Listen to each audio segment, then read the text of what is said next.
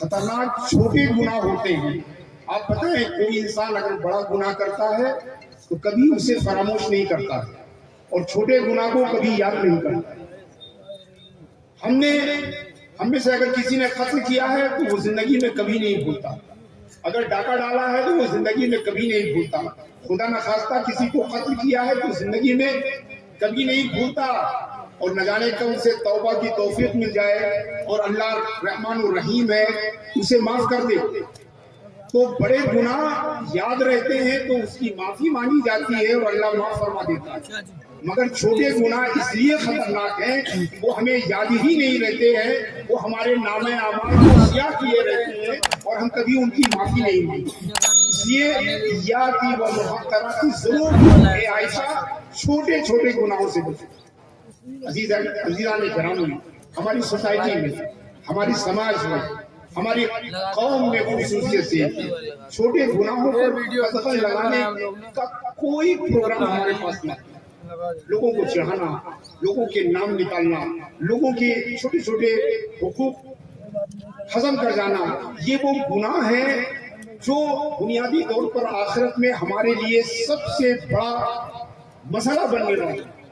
چونکہ صحیح حدیث میں حضرت جابر رضی اللہ تعالیٰ عنہ فرماتے ہیں کہ اللہ کے رسول صلی اللہ علیہ وسلم نے صحابہ کو مخاطب کر کے کہا اتدرون من المفلس, تم لوگ جانتے ہو کہ مفلس کون ہے؟ صحابہ نے عرض کیا یا رسول اللہ صلی اللہ علیہ وسلم المفلس فینا من لا درہم له ولا متاع. اے اللہ کے رسول صلی اللہ علیہ وسلم, ہمارے اندر مفلس ہم اسے مانتے ہیں جس کے پاس پیسہ نہ ہو, جس کے پاس ساز و سامان نہ ہو.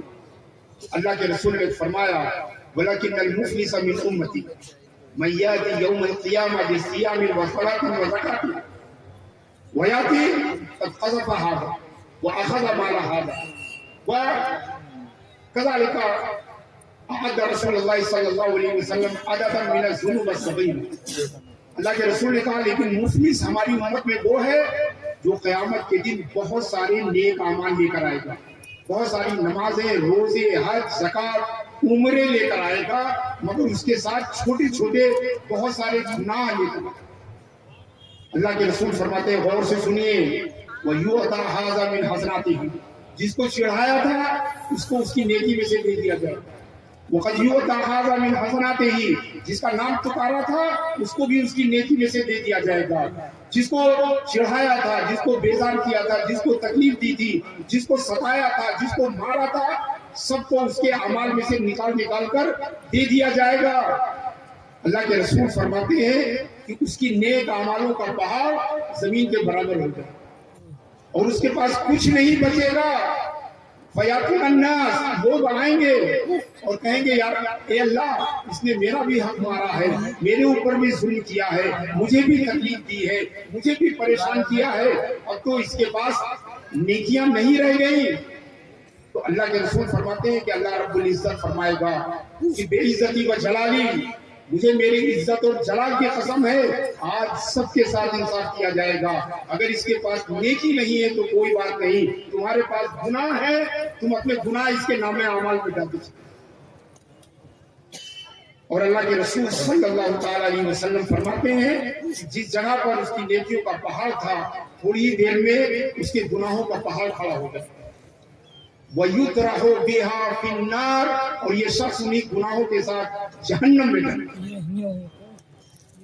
یا ایھا الذین آمنوا اتقوا اللہ حق تقاتہ, یہ کہا جا رہا ہے کہ اے ایمان والوں ڈرو, صرف ڈرنا نہیں ہے, ایسا ڈرو جیسا ڈرنے کا حق ہے.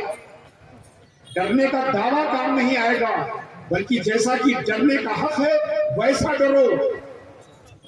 خوف, اللہ تبارک و تعالیٰ کا خوف اللہ کی معرفت کی دلیل ہے. امام غزالی رحمۃ اللہ تعالیٰ علیہ فرماتے ہیں کہ من عرف اللہ خافہ بالضرورہ, کہ جو اللہ کو جانتا ہے وہ زیادہ علم والے ہیں, چونکہ اللہ فرماتا ہے انما یخشی اللہ من عبادہ العلماء, علم والے جو ہے اللہ سے ڈرتے ہیں, لہذا جو سب سے زیادہ ڈرتا ہے وہ سب سے زیادہ علم والا ہے.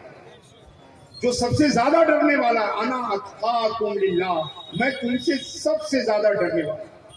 عزیزان گرامی غور سے سنیے، رب تعالی فرما رہا ہے فَإِذَا جَاءَتِ الطَّامَّةُ الْكُبْرَى يَوْمَ يَتَذَكَّرُ الْإِنسَانُ مَا سَعَىٰ وَبُرِّزَتِ الْجَحِيمُ لِمَنْ يَرَىٰ فَإِذَا جَاءَتِ الطَّامَّةُ الْكُبْرَى، جب طامہ کبریٰ آئے گی۔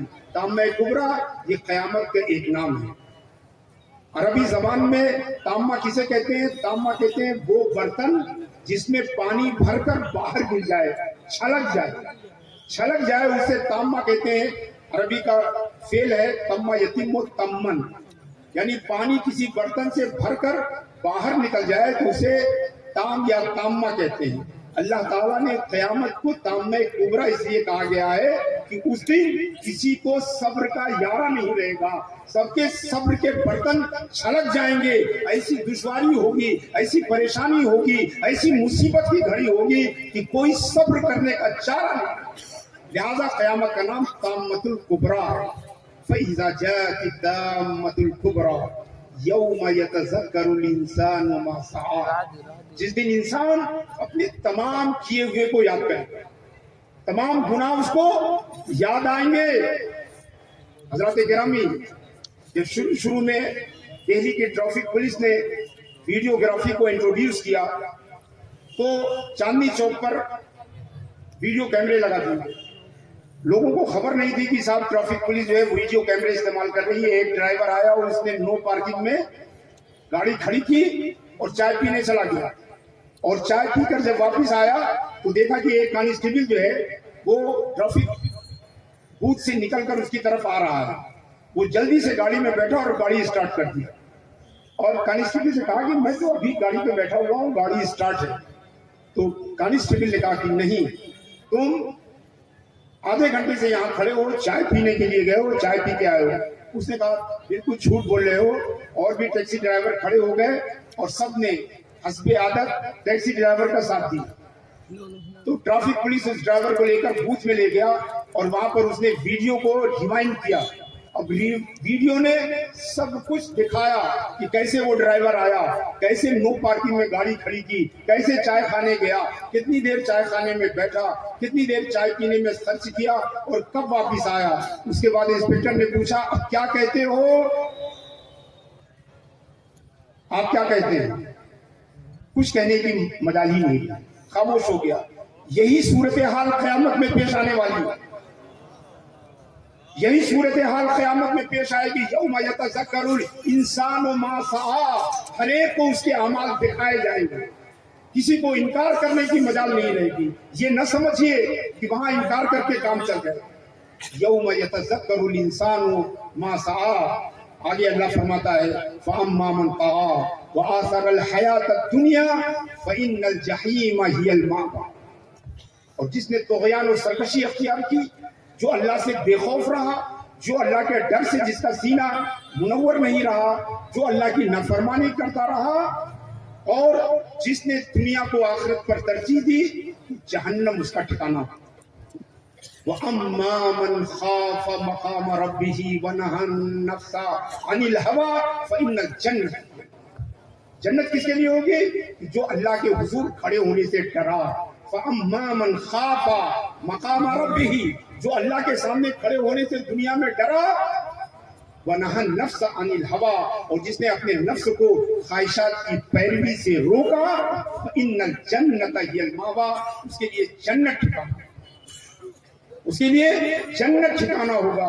اور حضرات گرامی، قیامت کو ہلکا نہ سمجھیے، جو طامۃ الکبریٰ ہے ہلکا نہ سمجھیے۔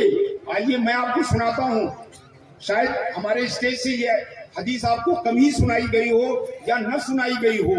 حضرت عبداللہ ابن عباس رضی اللہ تعالیٰ عنہ روایت کرتے ہیں، صحیح حدیث ہے کہ سیدنا ابو بکر صدیق رضی اللہ تعالیٰ عنہ نے اللہ کے رسول کو مخاطب کرتے کہا، توجہ چاہتا ہوں غور سے سنیے گا۔ حضرت ابو بکر نے اللہ کے رسول صلی اللہ علیہ وسلم سے مخاطب ہو کر عرض کیا، یا رسول اللہ لقد شبت، اے اللہ کے رسول آپ بوڑھے ہو گئے۔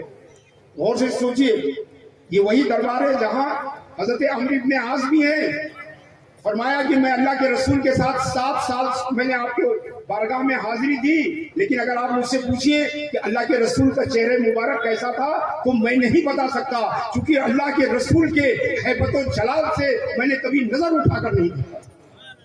یہ مقام صدیق اکبر ہے کہ جو اللہ کے رسول کو براہ راست دیکھتے تھے، یہ وہ ان کی آنکھیں تھی۔ بلکہ آپ فرماتے ہیں کہ حبب الیہ من دنیاکم الثلاث، مجھے دنیا کی 3 چیزیں پسند ہیں، اور پہلی چیز ابو بکر صدیق کو کیا پسند؟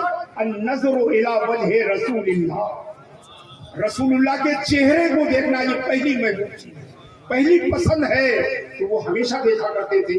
آپ کے ریش مبارک میں چند سفید بال نظر آئے تو عرض کیا یا رسول اللہ لقد شبت، اے اللہ کے رسول آپ بوڑھے ہو گئے ہیں۔ اللہ کے رسول نے جو جواب دیا، مسلمانوں اپنے لوہے قلب پر اسے نقش کر لیجئے۔ اللہ کے رسول نے کہا اے ابو بکر تم سمجھتے ہو کہ مجھے عمر نے بوڑھا کر دیا؟ ایسا نہیں ہے، لقد شیبتنی سورۃ ہود والواقعہ والمنصرہ وإذا الشمس کورت، اے ابو بکر مجھے